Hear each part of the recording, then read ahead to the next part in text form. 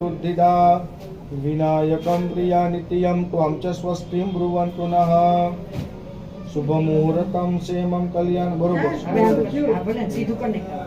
शुभमुहूर्तं क्षेमं कल्याणं आयु आरोग्यम ऐश्वर्यं निर्विघ्नं शुभं भवतु।